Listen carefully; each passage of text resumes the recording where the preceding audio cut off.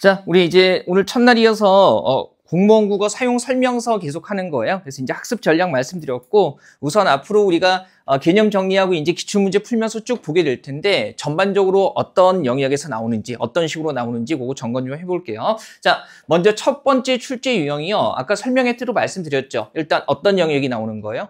독서 영역에서 여러 가지가 나오는 겁니다. 사실 이제 고등학교 때까지 익숙한 용어로는 비문학인데 정확한 용어는 아니죠. 학교 교과 과정에서는 요즘에는 독서라고 이렇게 부르고요. 자, 한번 보시면 독서 출제 유형이 대표적으로 이런 겁니다. 이게 이제 공통교육 과정에서 다루는 것들이에요. 그래서 독서, 독해한다고 했을 때 사실, 추론, 비판, 창의, 감상이라는 게 이제 독서 교육의 기본적인 목적이고요. 일단 각 시험의 성격에 따라서 필요한 것들이 쭉 출제가 되는 거예요. 하나씩 끊어보면 이런 거죠. 자, 먼저 사실적 읽기 유형 같은 경우는 이를테면은 핵심 논지를 파악한다든가, 이거 주제 얘기하는 거예요. 그 다음에 내용 일치를 파악한다든가, 우리 왜 이해한 내용으로 적절한 것은 적절하지 않은 것은 이게 다 내용 일치 문제가 되는 거죠. 그죠? 그 다음에 내용 전개 순서 파악하는 거. 얘가 좀 재밌는데 근간에 다른 시험에서는 안 나와요. 안 나오는데 오직 공무원 국어 시험에서만 단락들을 섞어놓고 전개 순서를 파악하는 문제가 나오고요. 그다음에 이제 이런 것도 조금 문제가 좀 이상하기는 하죠. 이를테면 이것, 그것, 그들 해가지고요.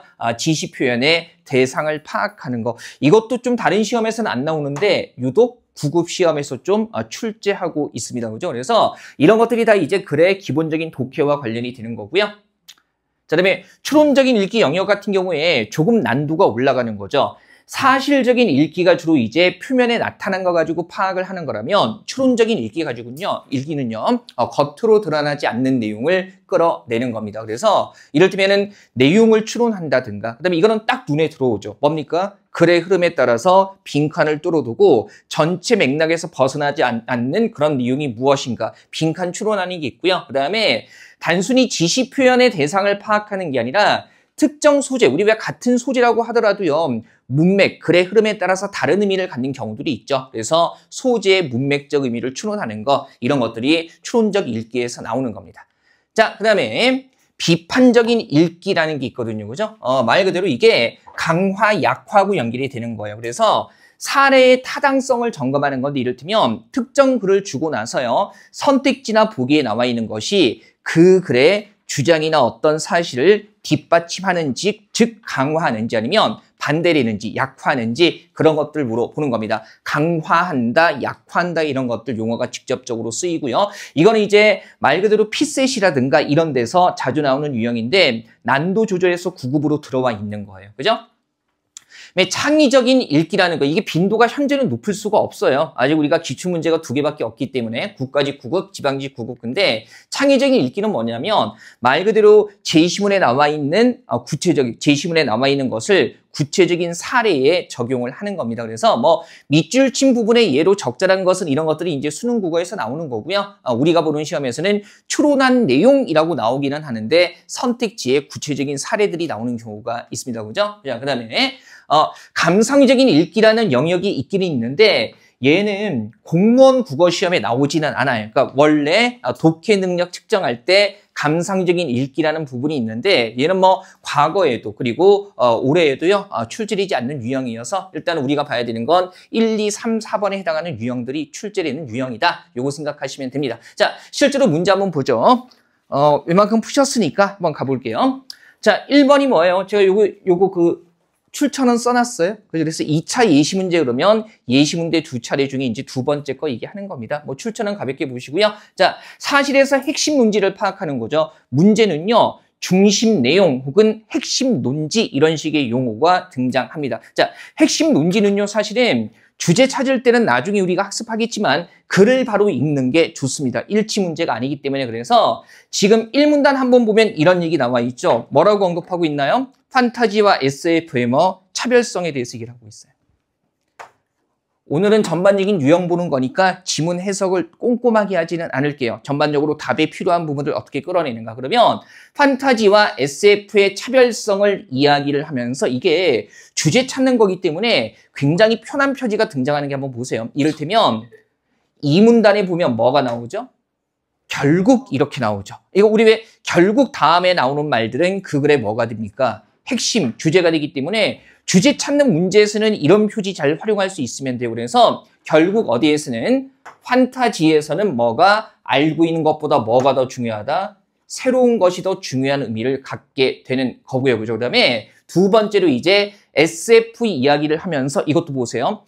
이처럼이라고 나와 있네요. 이것도 앞 내용들을 모아서 정리를 해주는 거죠. 그러면 이처럼 어디에서는 SF에서는 새로운 것이 등장했을 때, 낯설고 새로운 것이 등장했을 때 그 낯설고 새로운 것을 뭐 하면서 인정하면서 자신이 알고 있던 인식의 틀로 끌어들여서 뭐 하는 과정이 필요하다? 재조정하는 과정이 요구된다라고 해가지고 그러면 핵심 논지니까 판타지 SF의 차별성 얘기하면서 나와 있죠. 판타지에서는 뭐가 중요하고 새로운 것이 중요하고 SF에서는 낯선 것, 새로운 것을 인정하기는 하는데 뭐 하는 게 필요하다? 재조정하는 것이 필요하다. 이 내용을 가장 잘 담고 있는 선택지를 찾으면 되죠. 이렇게 접근하니까 너무 편해지지 않아요? 바로 4번이 되는 거네요. 그죠? 그래서 판타지는 뭐예요? 그죠? 알고 있는 것보다 뭐가 새로운 것이 더 중요하고 그다음에 SF는 뭐가 필요하다? 재조정이 필요하다라고 해가지고요. 논지 정확하게 반영되어 있습니다. 그죠? 핵심 논지나 주제 찾는 문제는요. 선택지보다는 바로 제시문에서 파악한 다음에 그것과 일치하는 것을 찾는 게 훨씬 더 편합니다. 이거 한번 보시고요. 네, 2번 한번 보시면 이 부분은요. 일치 문제입니다. 내용 일치를 파악하는 거고요. 올해 지방직도 그렇고 지방직 9급도 그렇고요. 국가직 9급에서는 마찬가지인데 이게 예전부터 일치 문제는요. 서로 대립되는 속성을 갖고 있는 거 두 개를 놓고 나서 범주화해서 일치 여부를 찾는 형식으로 자주 출제가 됩니다. 뭐 새롭게 등장한 형식은 아니고요. 원래 국어 시험에서 많이 활용하는 형식이죠. 그죠? 자, 요거 선택지 점검하고 이런 것들은 나중에 독서할 때 그렇게 하고요. 우리는 바로 문제로 가보죠. 이해한 내용으로 적절한 거 해가지고요. 투사, 시인 이런 것들이 나와 있는데 이거 한번 보세요. 일단 1문단에서 이육사의 시에는 뭐와 뭐가 나와 있대요? 시인의 길과 투사의 길이 나와 있대요. 그죠? 시인의 길, 투사의 길. 자, 서로 차이가 나거나 대립되는 속성을 다루고 있는 것들은 범주하는 게 필요합니다. 그죠? 그래서 지금 보니까 두 부분으로 나누어지는데 투사는 어떤 조건? 세모로 있죠? 냉엄한 현실적 조건, 그 다음에 시인은 뭐가 나온다고요? 인간과 역사에 대한 희망 이런 것들이 나온다는 겁니다. 그래서 이 문단 쪽에서는 계속 뭐의 모습이 나와 있어요? 투사의 모습이 나와 있죠. 이를테면은 상황이 위태롭다라는 거. 그 다음에 희망을 품는 것조차 어떻다? 조심해야 되죠. 불가능해 보인다. 그 다음에 존재의 위기를 깨닫는 거. 이건 다 투사의 모습과 연결이 되는 거고요. 그죠? 그 다음에 3년에서는 뭐의 모습 얘기하고 있어요, 지금?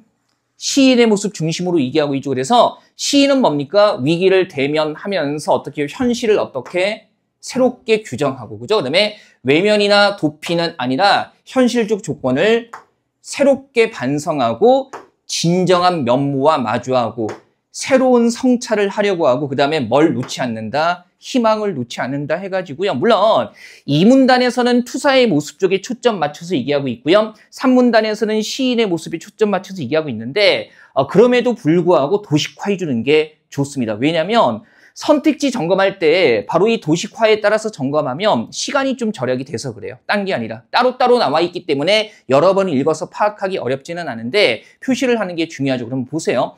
1번 같은 경우에 극한의 상황이 뚜렷한 계절의 변화, 지금 계절의 변화라는 언급은 아예 나타나 있지 않아요. 그죠? 그 다음에 2번에 절정에서 뭡니까? 시인의 모습이고요. 현실적인 조건을 뭐한다? 새롭게 뭐한다? 인식한다. 근데 인식이라는 말이 직접 나와 있지 않아도 현실을 새롭게 규정하고 반성하고 새롭게 성찰한다라는 게 새롭게 생각한다, 새롭게 뭐 한다는 얘기예요. 인식한다는 얘기죠. 그래서 개념적으로 대응되는 고리가 명확하게 있기 때문에 정답은 2번이 되는 겁니다. 그죠? 그 다음에 3번 같은 경우는요, 요거는 어휘를 좀 알면 굉장히 편해지죠. 지금 3번에서 문제가 되는 게 두 부분으로 나누어지는 것은 괜찮은데 투사와 시인이 뭐 하는 모습이 없어요.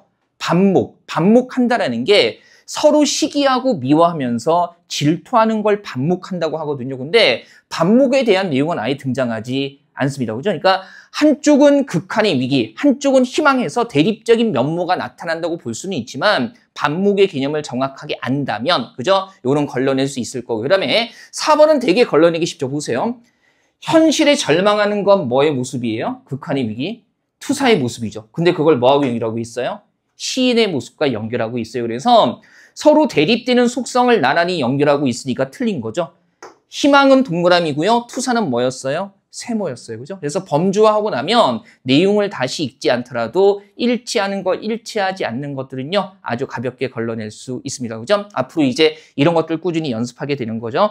막상 예시 문제 1, 2차 보면 실제 기출문제도 이 정도 난도에서 크게 벗어나지 않습니다. 그리고 3번 한번 보시면 똑같이 일치 문제인데요. 이런 패턴이 새롭게 등장한 영역이 아니라 원래 공무원 국어 시험에서 출제되던 패턴이라는 걸 보여드리는 겁니다. 나중에 이제 과거 공무원 국어 시험 중에서 우리 유형에 맞는 것들은 쭉 다 풀게 될 거예요. 보세요. 이것도 이해한 내용으로 적절한 거 해가지고요. 크게 두 가지로 나눠서 얘기하고 있죠. 어디하고 어디입니까?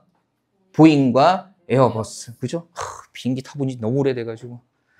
언제 타고 날아가 보나. 한 12시간 타고, 예? 한번 영국 막 이런 데 가서, 뭐 두바이도 들렀다가 막 그렇게 하고 싶은데, 일단은 시간도 시간이고, 가장 큰 문제는 돈이죠. 그렇지 않습니까? 그죠? 저도 마찬가지고. 정말. 한 달간 날아갔다 왔으면 좋겠네. 어쨌든. 그죠? 뭐 봅시다. 지난주에도 실패했어요. 로또. 로또. 그죠? 지난주에 로또 1등, 강릉 지역에서 당첨자가 나왔다고 하더라고요. 그죠? 그래서 아직 그 뉴스 검색 못 해봤는데, 예, 강릉 그 지점을 찾아야겠어요.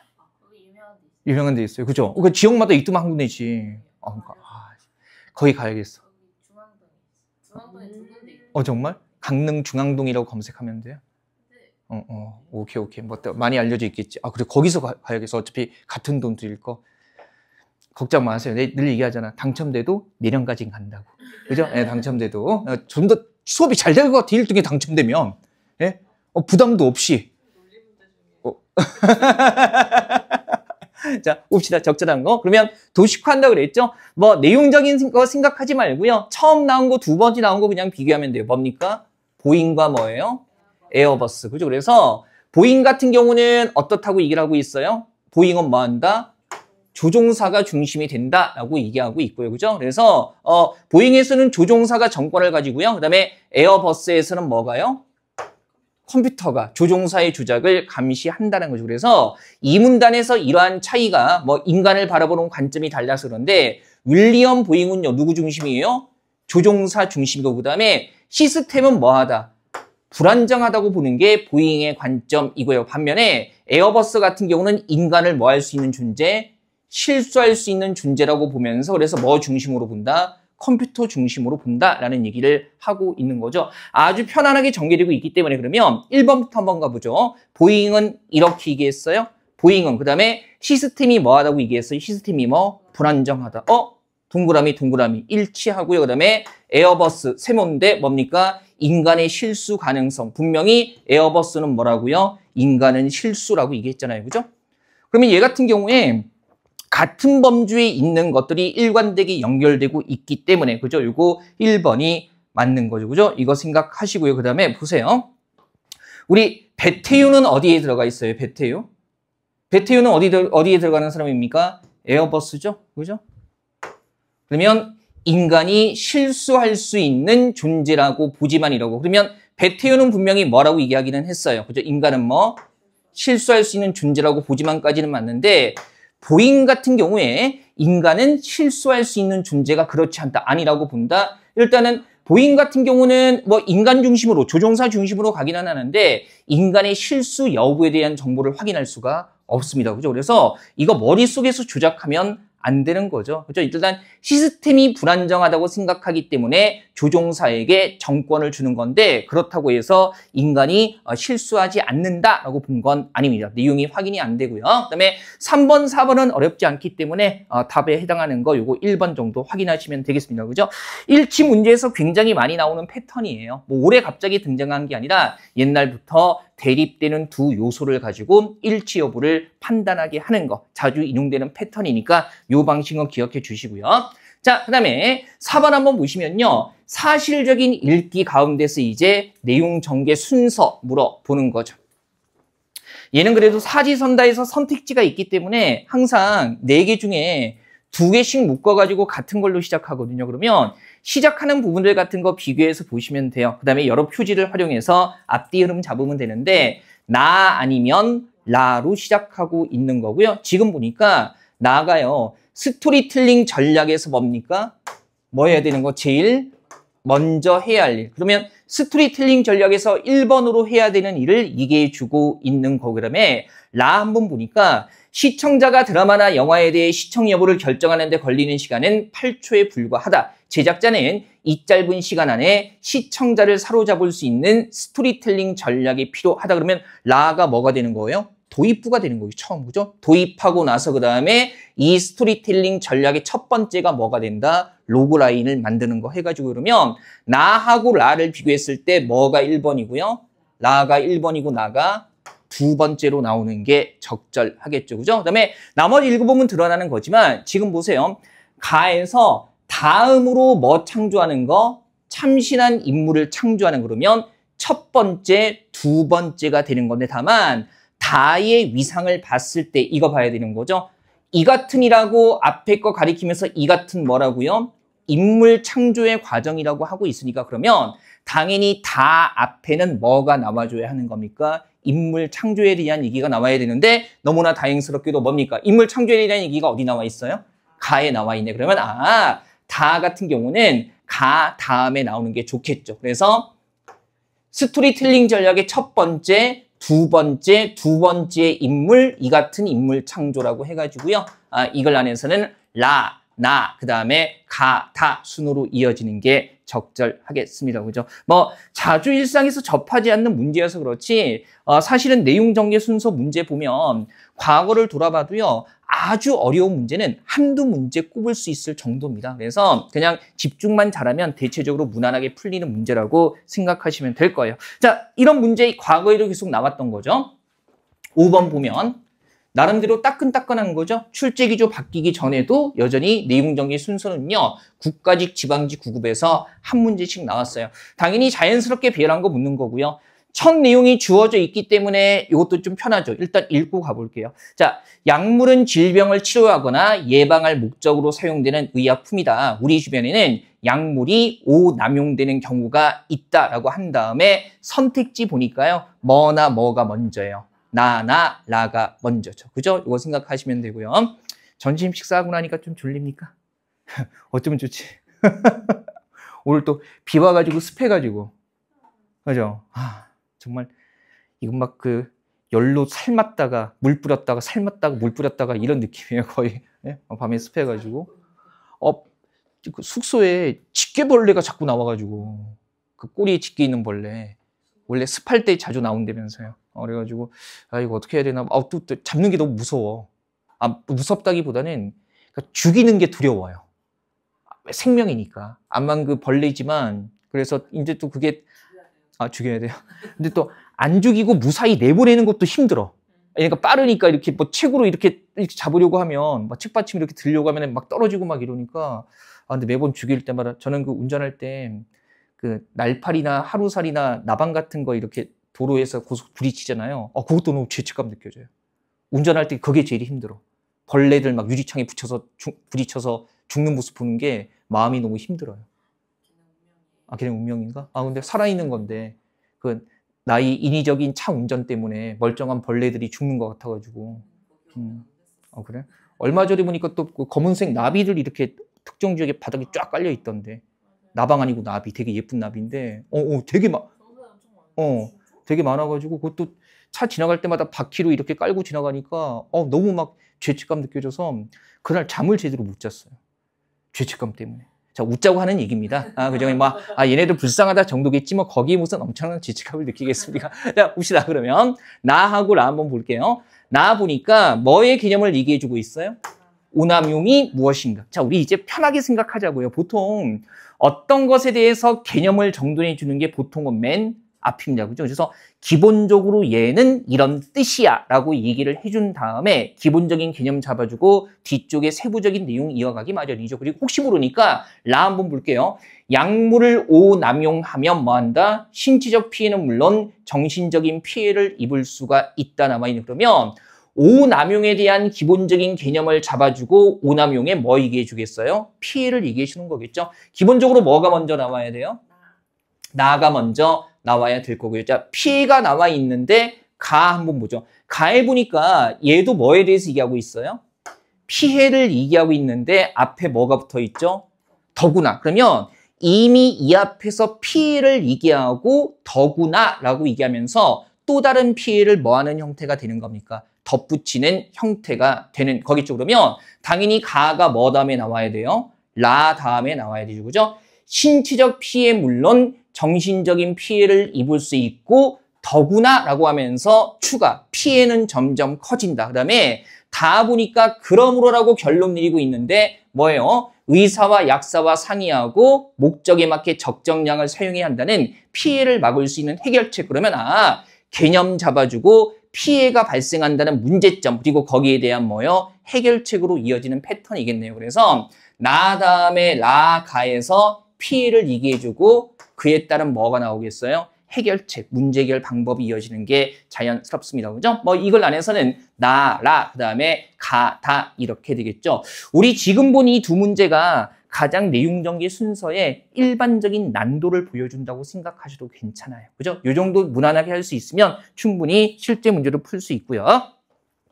자, 그 다음에 6번 문제 한번 보면 이것도 공무원 국어 시험에서만 물어보는 좀 특수한 패턴의 문제라고 했죠. 그죠? 지시 표현의 대상 파악하는 건데 다른 국어 시험에는 잘 나오지 않아요. 그죠? 물론 우리가 글 읽을 때 이런 지시 표현이 가리키는 대상을 명확하게 파악하면서 읽어나가긴 해야 되는데 문제화되는 경우가 많지 않은데 1차 예시 문제부터 꾸준히 나오고 있는 거죠. 자, 글이 길어서 앞에 인용하진 않았는데요. 일단 기억에 그들은 누구를 얘기하는 겁니까? 우리 시험지 같이 보면 그들은 바로 1문단에 남아있는 호일과 톰과 누굽니까? 호킨스가 되는 거죠. 그죠? 1문단에 나와 있는 호일과 톰과 호킨스. 반지의 제왕에 나오지 않나? 아닌가? 호킨스? 어디서 들어봤지 내가 이걸? 그러니까 어디선가 나온 이름 같죠. 하긴 반지의 제왕은 우리가 공유할 수 있는 영화가 아닌 것 같네요. 봅니까? 이상하게 그 OCN 같은 데서 반지의 제왕이나 해리포터 중간부터 하면 끝까지 보게 되더라고, 희한하게. 저만 그런가? 그렇죠. 항상 해주죠. 자, 어쨌든 기억은 호일, 톰, 호킨스고요. 그다음에 니은의 이들은 뭐예요? 애킨스는 스톤인지를 세운 사람들을 야만인으로 묘사하면서 이들은 이라고 얘기를 하고 있거든요. 그러면 당연히 니은의 이들은 누구 가리키는 겁니까? 뭘 세운 사람들? 스톤인지 세운 사람들 얘기하는 거죠. 일단 여기까지는 무난해요. 그죠? 스톤인지 세운 사람들 얘기하는 거고요. 그 다음에 디귿 같은 거 조심해야 되는데 잘 보세요. 이에 호킨스를 옹호하는 학자들이 진화적 관점에서 애킨슨을 비판했다. 이들은 했을 때 이들은 당연히 앞에 나오는 누구겠어요? 누구? 호킨스를 옹호하는 학자들인데 다만 조심해야 되는 건 이 호킨스를 옹호하는 학자들의 호일이나 톰은 들어가요, 안 들어가요? 안 들어가요. 이거 착각하면 안 되죠? 잘 보세요. 이게 호킨스를 옹호하는 학자들이라면 1문단에서 주장했던 호킨스의 견해를 함께하는 사람들인데 우리 프린트로 같이 보죠. 1문단 보면 보세요. 호일은 뭐예요? 뭐라고 주장했던 사람? 연산장치. 그죠? 그 다음에 톰은 뭐라고 얘기했어요? 관찰하기 위한 정교한 기구, 관찰기구. 그 다음에 호킨스는 뭐라고 했어요? 태양과 달의 배열. 그러면 연산장치, 관찰기구, 태양과 달의 배열을 나타내는 거. 같은 견해예요? 다른 견해예요? 다른 견해이기 때문에 지금 디귿에는 호킨스의 견해를 지지하는 사람들인 거지 호일이나 톰은 들어가요? 안 들어가요? 안 들어가요. 1문단에서 완전히 다른 견해 갖고 있는 사람들이거든요. 그냥 야만인으로 묘사하지 않았을 뿐이지 호킨스하고 견해가 똑같은 사람은 아니에요. 그래서 디귿은 그냥 호킨스에 한정되는 거고요. 리을 같은 경우에 어때요? 그죠? 하지만 스톤헨지의 건설자들이 포괄적인 의미에서 현대인과 같은 지능을 가졌다고 해도 과학적 사고와 기술적 지식을 가지지는 못했다. 그들에게는 뭘 건설한 사람들? 스톤헨지를 건설한 사람들이 되는 거죠. 그래서 이 맥락 안에서 여기서 기역과 디귿이라고 착각하면 큰일 나는 겁니다. 분명 각각의 주장이 달랐어요. 당연히 그래서 뭐가 돼요? 니은과 리을. 예시 문제 1차 나왔을 때 이 문제는 내용이 복잡하지 않았음에도 불구하고 의외로 1번을 택한 사람들도 꽤 있었던 문제이기도 합니다. 그죠? 하지만 후킨스 하고요. 그다음에 나머지 호일과 톰의 견해가 명확하게 달라진다는 거, 그거 좀 생각하셔야겠죠. 그죠? 한번 보시고요. 자, 여기까지가 이제 사실적인 읽기의 대표 유형들입니다. 어떤 문제들이 어떤 식으로 나오는지 아시겠어요? 그죠? 그거 한번 확인하시고. 그다음에 우리 8페이지 보시면 자, 추론적인 읽기라고 해서 나와요. 그죠? 제가 얘는요, 그냥 1차 예시 문제 형태 그대로 인용한 건데, 요렇게 7번 문제 보니까 어때요? 윗글에서 이렇게 나와 있죠. 그래서 요런 지문들이 상대적으로 약간 긴 지문에 이런 독해 문제나 어휘 문제 같은 거 아니면 독해 문제와 지시 표현의 대상을 파악하는 것들을 나란히 엮어둔 겁니다. 그래서 조금 긴 지문에 붙어있는 두 개의 문제가 다 내용 파악이라기보다는 하나는 조금 내용 파악해야 되는 거고 하나는 좀 단순하게 접근할 수 있는 그런 식으로 출제가 됩니다. 그 형태 보여드리려고 이렇게 그대로 윗글에서 추론한 내용으로 적절한 것을 이렇게 한 거고요. 자, 추론하는 범주기 때문에 보통 이제 선택지를 먼저 보셔야 돼요. 다만 이제 오늘은 그 선택지 먼저 체크하진 않을 겁니다. 오늘은 유형 보는 거기 때문에 아까도 말씀드렸죠. 그래서 여러 가지 추론 내용들 이렇게 쭉 나와 있고요. 지금 이걸 한번 보니까 이렇게 나와 있네요. 1문단에서 뭐에 대해서 얘기를 하고 있죠? 예, 크로노토프라는 것에 대해서 이야기를 한 다음에, 그죠? 오, 분필이 날아가, 안 맞았어요? 그죠? 선생님이 분필을 던졌다고 또, 내일부터 안 나오고, 그죠? 저 새끼가 나한테 분필을 던지잖아. 이러면서, 그죠? 자, 한번 봅시다. 그래서 이 문단 한번 보면, 그죠? 크로노토프라는 개념 가지고요. 고소설에서는 원점이 존재한다라고 얘기를 하고 있어요. 그죠? 일단 고소설. 옛날 소설들이죠. 원점이 존재하고 원점에서 분리되는데 그들의 목표가 상실한 원점을 뭐 하는 거예요? 회복하는 거예요. 그죠? 상실한 원점을 회복한다는 것은 뭡니까? 새로운 미래로 가는 것이 아니라 앞으로 예전과 같은 과거와 같은 시간이 또 온다는 거죠. 그래서 그걸 뭐라고요? 회귀의 크로노토프라고 합니다. 얘네는 과거로 돌아가는 거예요. 이상적인 원점으로. 반면에 근대 소설 달라지죠? 얘도 대립되는 거네. 무정 같은 경우는 회귀의 크로노토프를 뭐 한다? 부정하는 겁니다. 그죠? 돌아가려고 하는 게 아니라 부정하고요. 자, 무정 같은 데에도 뭐가 있기는 해요. 이상적인 원점이 있고 그다음에 그 원점을 뭐 하게 돼요? 상실하는 건 똑같아요. 하지만 얘네들은요. 고소설에서처럼 회귀, 돌아가려고 하는 게 아니라 복귀, 과거로 가는 것을 뭐 한다는 거? 거부한다라고 이야기를 하고 있습니다. 그러면 이런 거죠. 고소설은 그죠? 이상적인 원점으로 다시 돌아가려고 하는 회귀의 크로노토프고 근대 소설 무정은 자 이상적인 원점으로 이상적인 원점을 상실했지만 그곳으로 다시 가지는 않는다는 겁니다. 그죠? 과거로의 복귀를 거부하면서 새로운 미래로 나아가려고 한다라는 게 그죠? 근대 소설 무정에 나타나는 특징이 되는 거죠. 그럼 보세요. 일단은 하나는 회귀하고 하나는 거부하는 거니까 1번에 둘 다 부정한다고 얘기하면 안 되겠죠. 그죠? 고소설 같은 경우는 회귀를 뭐 하는 겁니까? 긍정하는 거잖아요. 그죠? 근데 이쪽에서는 회귀의 크로노토프를 부정한다라고 나와 있으니까 반대되는 범주 연결한 거예요. 그다음에 2번에 영웅소설의 주인공과 무정의 이 형식은 이상적 원점을 상실했다. 그 고소설의 영웅소설이나 가정소설 같은 경우에 뭘 상실했다는 얘기가 나와 있어요? 원점. 그죠? 이상적 원점을 상실했다라. 그다음에 근대 소설 무정 같은 경우도 이상적인 원점 뭐했다 상실했다는 게 나와 있으니까 다 이 두 개는 공통적인 내용이 되는 거죠. 그래서 2번은 괜찮고요. 그다음에 3번에 무정에서 이 형식이 박영채와 결합했다면 그러면 박영채는 뭐예요?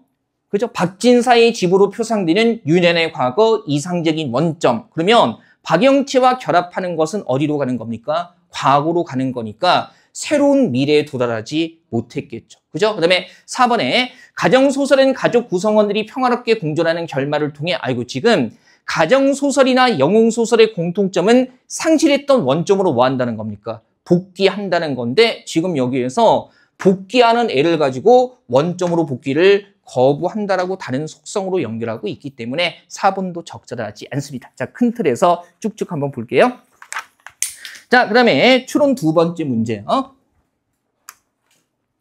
자, 8번 역시 추론 문제고요. 적절한 거 묻는 거네요. 2024년 국가직 9급 문제예요. 이런 추론 문제는요, 꾸준히 나오는 패턴이라는 거죠. 자, 내용 한번 보면 진화 개념에 대해서 오해되는 첫 번째 측면 이야기를 하면서 인간 행동이 철저하게 유전적으로 결정되어 있다는 것은 오해고, 다만 뭡니까? 인간의 행동은 뭐?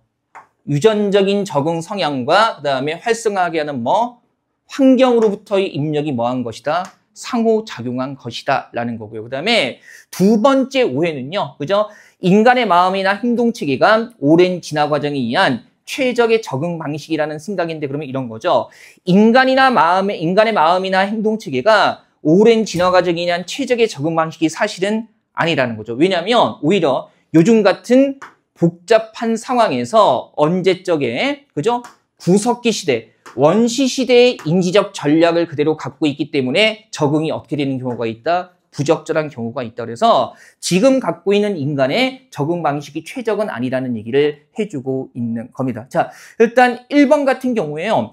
행동은 환경, 마음은 유전이라고 딱 나눠서 설명하는 내용이 없어요. 연결되는 내용이 없으니까 찾을 가치가 없죠. 그 다음에 2번 보면 모두에게 주어진 상황에 복잡한 정도가 클수록 인지적 전략의 최적화가 이루어진다. 지금 이 문단 보면 복잡한 상황에 놓여 있는데 언제적에 원시시대의 전략을 갖고 있기 때문에 한계가 있고 어떻다? 부적절하다라는 거죠. 그러면 2번에서 복잡한 정도가 크더라도 인지적 전략이 최적이 아닐 수가 있다는 거네요. 지금 갖고 있는 원시시대의 인지적인 전략은 오히려 부적절하다. 그죠? 한계가 있다 얘기를 하고 있기 때문에. 그래서 3번에 같은 조상을 둔 후손이다. 이제 이 추론의 특징이 이런 거죠.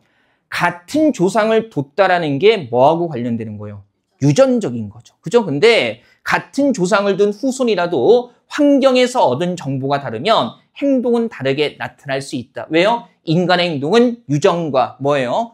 환경으로부터의 입력이 상호작용한 거니까. 그러면 환경이 다르다면은 상호작용의 양상도 다를 거고 따라서 그 결과도 달라질 수밖에 없겠죠.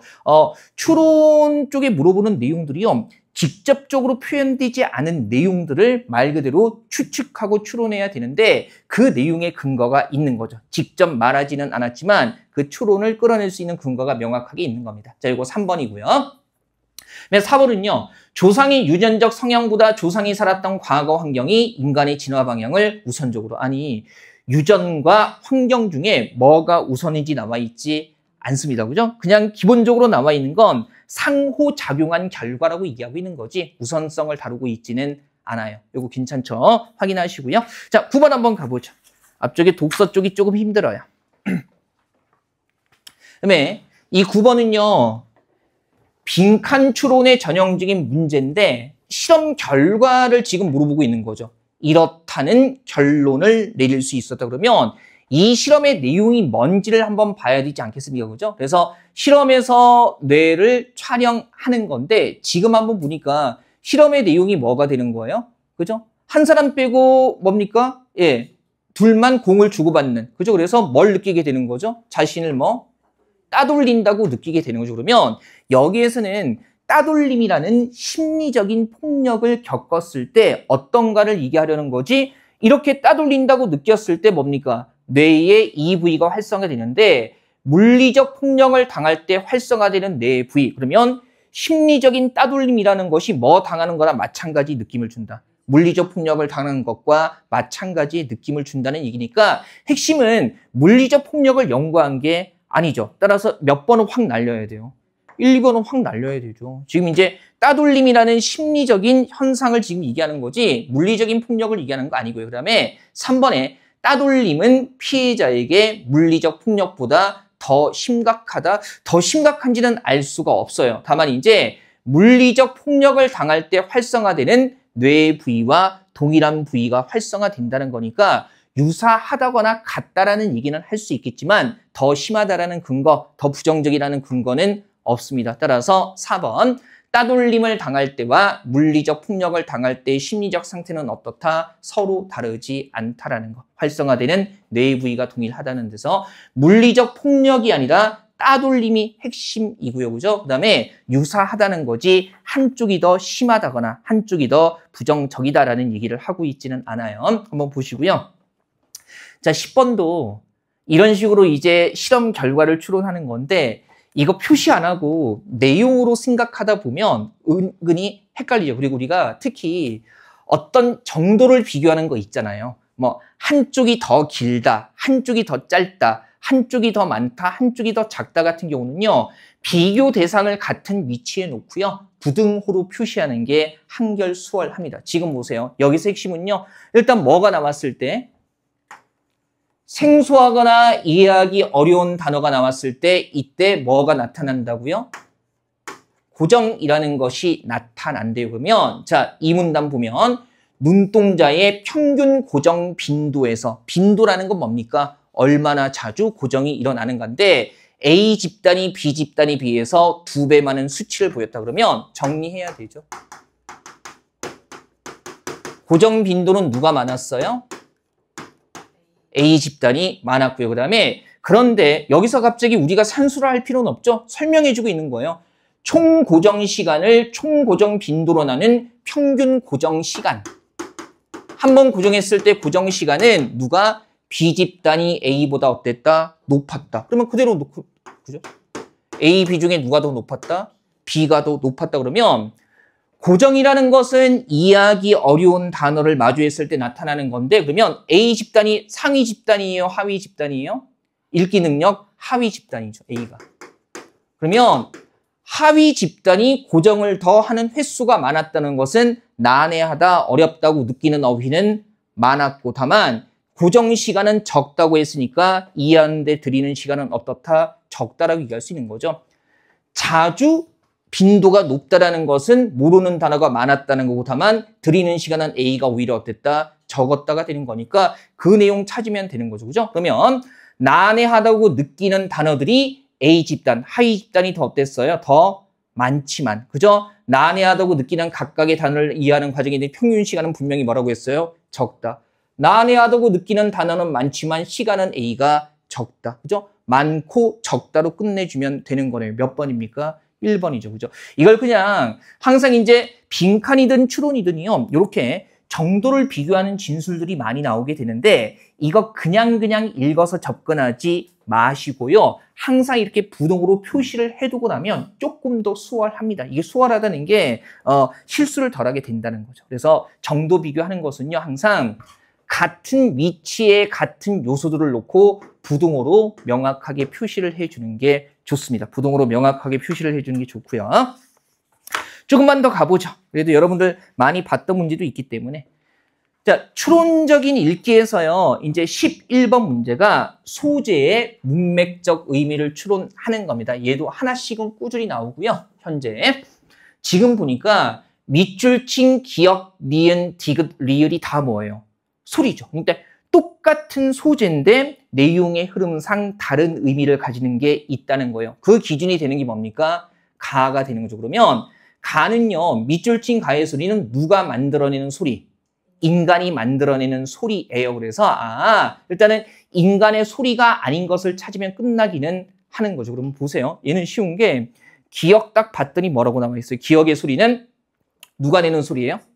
침팬지가 내는 소리입니다. 그죠? 그리고 이제 내용을 조금 더 보면 말한다는 것을 소리낸다는 의미로 보게 되면 침팬지가 사람처럼 말하도록 하는 것은 어떻다? 불가능하다. 그러면 지금 니은의 소리는 말한다는 것을 단어에 대해 소리낸다는 의미로 보면 이렇게 규정하면 침팬지는 뭡니까? 사람처럼 말하도록 하는 것이 어떻다? 불가능하다 그랬으니까 니은은 침팬지가 낼 수 없는 소리고요. 그죠? 그러면 인간의 소리를 얘기하는 인간의 언어, 단어를 얘기하는 거고 그다음에 디귿과 리을에 얘기하는 것도 인간의 발성기관만이 정교하게 작용해서 낼 수 있는 소리. 그다음에 세밀하게 통제되는 소리 했을 때 디귿과 리을은 오직 누구만 낼 수 있는 소리. 인간만이 낼 수 있는 소리를 얘기하는 거죠. 그래서 얘는 내용에서 기준 잡는 게 복잡하지 않아요. 그죠? 기억만 침팬지의 소리가 되는 거고요. 니은, 디귿, 리을은 인간만이 낼 수 있는 소리가 되는 겁니다. 그죠? 그리고 니은의 맥락 잡을 때도요. 말한다는 것을 단어에 소리낸다는 의미로 보게 되면 침팬지는 불가능하다 그랬으니까 니은은 침팬지의 소리일 수가 없는 거죠. 침팬지에게는 불가능하다라는 말이 나와 있기 때문에 자, 이런 정도 맥락은 괜찮죠. 그죠? 확인하시고요. 그다음에 12번 한번 가보겠습니다. 자, 여기가 이제 비판적인 읽기가 되는 거고요. 사례의 타당성을 점검하는 거거든요. 이런 문제를 보면 평가한 내용이라는 게 꼭 문제 나와요. 평가 아니면은 문제 자체에서 강화하는 것으로 적절한 것은 아니면 약화하는 것으로 적절한 것은 이렇게 나오게 되고요.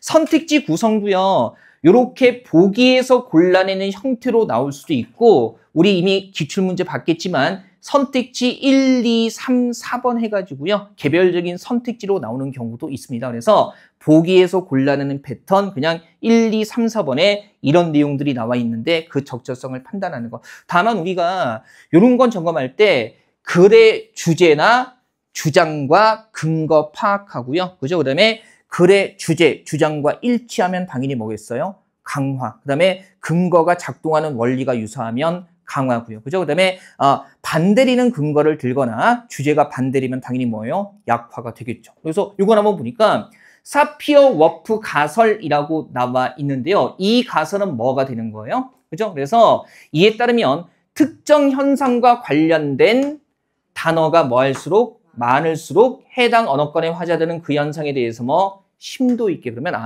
언어가 많으면 더 많이 안다라는 거고 그다음에 그 얘기는 언어가 의식, 사고 그다음에 뭐예요? 세계관을 결정한다까지 연결이 되는 거네요. 그죠? 그래서 이제 요게 사피어 워프 가설이고 여러분 보세요. 기억에 눈을 가리키는 단어를 4개 지니고 있는 이누이트족이 1개 지니고 있는 영어 화자들보다 눈을 넓고 섬세하게 경험한다는 것은 기억을 강화한다. 그래서 단어가 많았더니만 넓고 섬세하게 뭡니까? 단어가 많을수록 뭐 어떻게 심도 있게 경험하는 것이 구체적인 사례가 되는 거니까 일치하는 거니까 당연히 뭐가 맞겠어요? 강화하는 게 맞겠죠.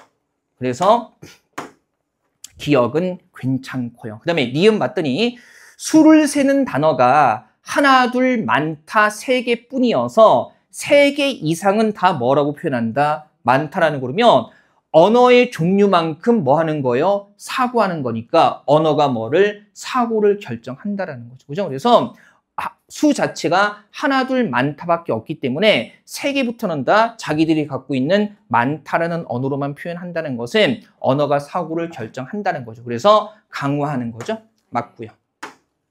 디귿에 보니까 색채어휘가 적은 자연 언어 화자들이 색채어휘가 많은 자연 언어 화자들에 비해서 색채를 구별하는 능력이 뛰어나다. 좀 보세요. 언어가 적은데도 뭡니까? 능력이 더 뛰어나다. 이 사람 견해에 따르면 심도 있게 경험하려면 해당 언어가 많아야 되는데 적은 쪽이 오히려 더 잘 인식한다는 거니까 반대리는 사례가 될 거고요. 당연히 뭐 하겠어요? 약화하는 거겠죠. 그죠? 반대되는 사례니까.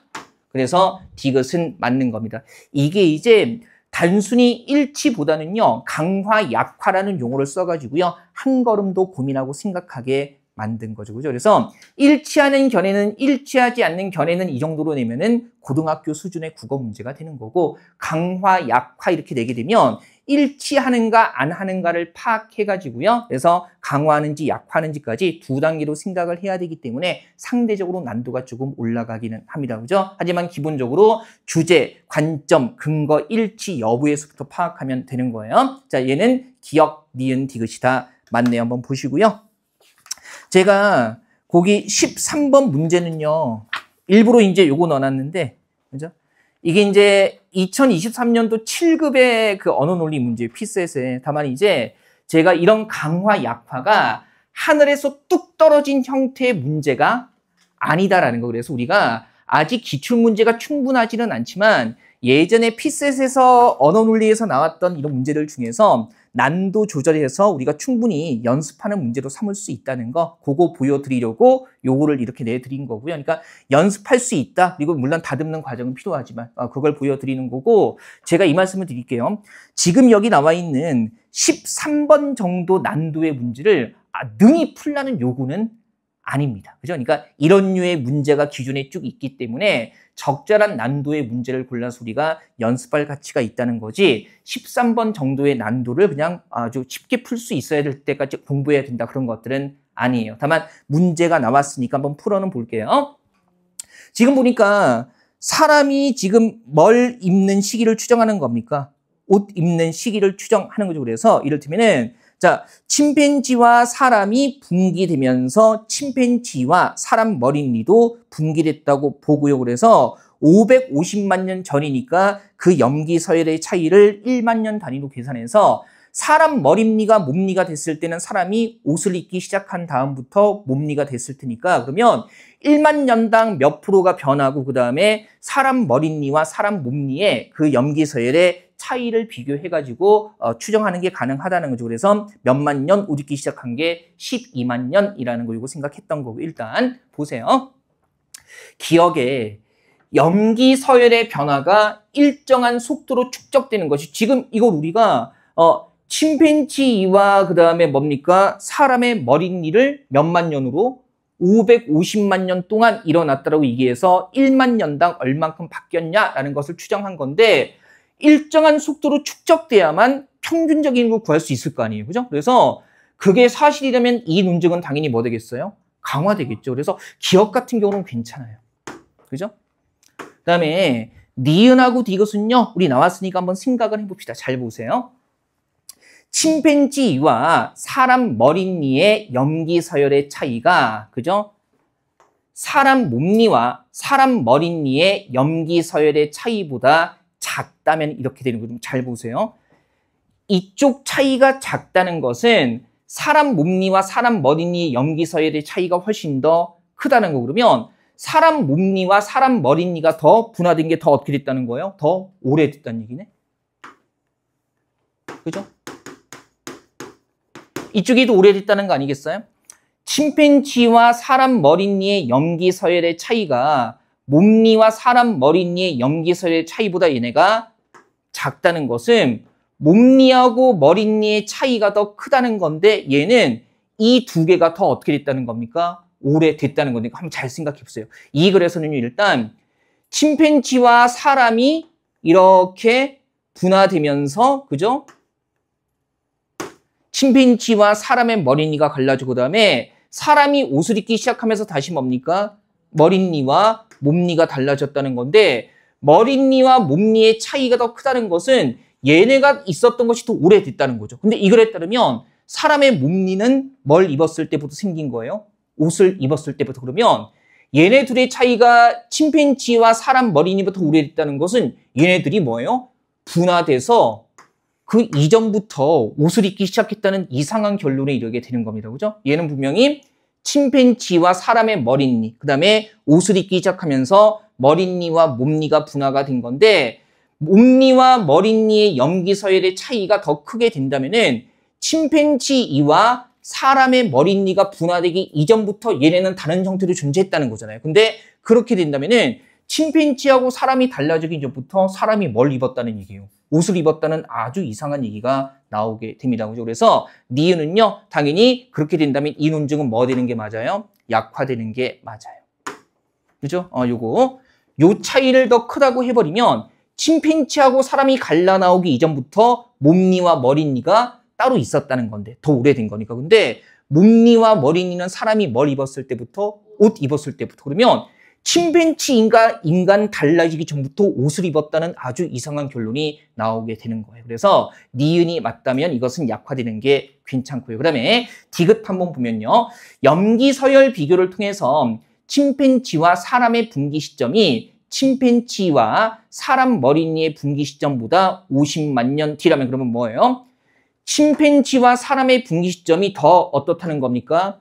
나중이라고 얘기를 하고 있는 거죠. 근데 이 글을 가만히 보면요. 우리 3문단에 마지막 문단에 넷째 줄 보시면 되는데요. 넷째 줄. 자, 3문단의 넷째 줄 보면 뭐라고 나와 있냐면요. 이렇게 나와 있어요. 이 글의 결론에서 내릴 때 전제가 침팬지와 사람이 공통조상에서 분기되면서 뭐도요? 침팬지와 사람 머릿니도 공통조상에서 분기됐다는 겁니다. 그래서 이런 거죠. 침팬지와 사람이 먼저 분기가 되고 그 이후에 뭡니까? 침팬지와 사람 머릿니도 공통조상에서 분기가 된 건데 근데 D급 같은 경우는 침팬지와 사람의 분기 시점이 뭐보다 뒤라 얘가 2번이고 침팬지와 사람 머릿니 분기 시점이 1번이라는 거네요. 그죠? 침팬지와 사람의 분기 시점이 먼저고 2가 분기되는 건데 만약에 그게 역순이라면 이 글에서 얘기하고 있는 전제와 순서가 반대가 되는 거죠. 그죠? 따라서 역시 이 논증은 뭐 될 수밖에 없어요? 약화될 수밖에 없는 겁니다. 요거는 7급에서 가져온 문제이기 때문에 난도가 좀 있습니다. 다만 이제 우리가 집중적으로 봐야 되는 건 좀 과도하게 뭐 어려운 편은 아니지만 쓸데없이 어려운 것보다는요. 조금 무난한 형태의 문제들을 익숙해질 때까지 연습하시면 될 거예요. 요 정도까지는 우리가 나중에 신유형 강화할 때 과도하지는 않기 때문에 차분히 볼 겁니다. 일단은 가볍게 이런 패턴의 문제가 있다는 거 정도는 하시면 되고요. 자, 그 다음에 창의적인 읽기 뒤쪽에 나와 있어요. 네, 창의적인 읽기까지 보죠. 여기가 독서 끝이니까. 자, 이제 창의적인 읽기가 답은 5번이고요. 구체적인 사례 같은 데 적용하는 거라고 했죠. 올해 지방직 9급 문제입니다. 자, 요거 한번 보면 적절하지 않은 거 찾는 건데요.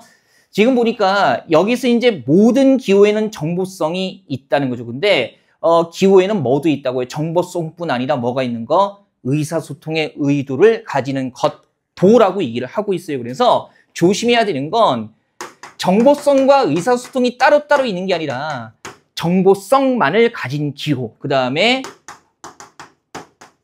정보성과 더불어서 뭘 가지고 있는 거? 예, 의사소통의 의도를 가지는 그런 기호도 있다는 겁니다. 그래서 그러면 의사소통적 기호가 도대체 정보성 외에 다른 걸 가지는 게 뭔가를 고민을 해야 되는데 예를 통해서 한번 보니까요. 보세요. 그러나 계절을 알리기 위해서 개나리가 피고 낙엽이 지는 것은 아니기 때문에 얘네는 자연적인 기호지 뭐가 아니다? 의사소통 기호가 아니다. 그러면 의사소통적 기호라는 건 오히려 뭔가를 알리기 위한 거. 그죠? 그 다음에 또 하나 보니까 지문이나 필체는 사람을 식별하는 기호가 될 수 있지만 식별하기 위해 존재하는 것은 아니므로 정보성을 가진 기호. 그러면 의사소통적 기호라는 것은 뭔가를 알리기 위해, 그 다음에 뭡니까? 뭔가를 또 식별하기 위해서 이런 의도를 가지고 있는 게 의사소통적 기호가 된다는 거고요. 그죠? 그 다음에 마지막에 보니까 의사소통적 기호라는 것은 정보성뿐만 아니라 뭐를 명백히 가진다? 의사소통의 의도를 명백히 가진다는 겁니다. 보세요. 1번에 전쟁 중에 군대에서 사용하는 암호라는 거죠. 군대에서 사용하는 암호, 뭐의 의도를 가지는 겁니까? 당연히 소통의 의도를 가지는 거니까 뭐가 되는 거예요? 의사소통적 기호로 뭐가 되는 관습적으로 사용하는 기호. 이거 맞잖아요. 그다음에 2번에 구름 모양의 아이콘도 그죠? 뭐 하는 겁니까? 날씨를 알리기 위해서 쓰는 거니까 그죠? 의사소통의 의도를 갖고 있으니까 얘는 자연적인 기호가 아니라 어떻게 오히려 뭐가 되는 겁니까? 의사소통적 기호가 되는 거예요. 그래서 2번이 적절하지 않은 거고요. 얘는 괜찮았죠. 그다음에 3번에 우리 보세요. 아니 병 걸렸을 때 나타나는 얼굴색. 얼굴색이 어떤 의도를 가지고 나타나는 겁니까? 아니잖아요. 그죠? 그래서 얘는 당연히 정보성만을 가진 기호가 맞아요. 얼굴색 자체가 의도를 갖는 게 아니잖아요. 이건 되게 단순하게 생각하면 되죠. 그 다음에 4번에 이것도 힌트. 이웃마을과 뭐 하기 위해서? 구별하기 위해서. 그러면 보니까 식별하기 위해서 존재하는 건 의사소통적 기호라고 우리가 충분히 주어진 제시문 안에서 생각할 수 있거든요. 그래서 4번에 구별하기 위해서 상징탑은 그죠? 구별하기 위한 것이라는 의도를 갖고 만들어진 거니까 당연히 뭐가 맞아요? 의사소통적 기호라고 얘기할 수 있을 겁니다. 그죠? 자, 추론이라고 나와 있기는 하지만요. 제시문의 내용에 부합하는 사례를 찾는 문제가 되겠습니다. 자, 이거 한번 보시면 되고요. 우리 잠깐 숨 좀 돌렸다가 그죠? 뒤쪽에 이제 논리 유형 한번 쭉 살펴보도록 하겠습니다. 10분 정도 쉴게요.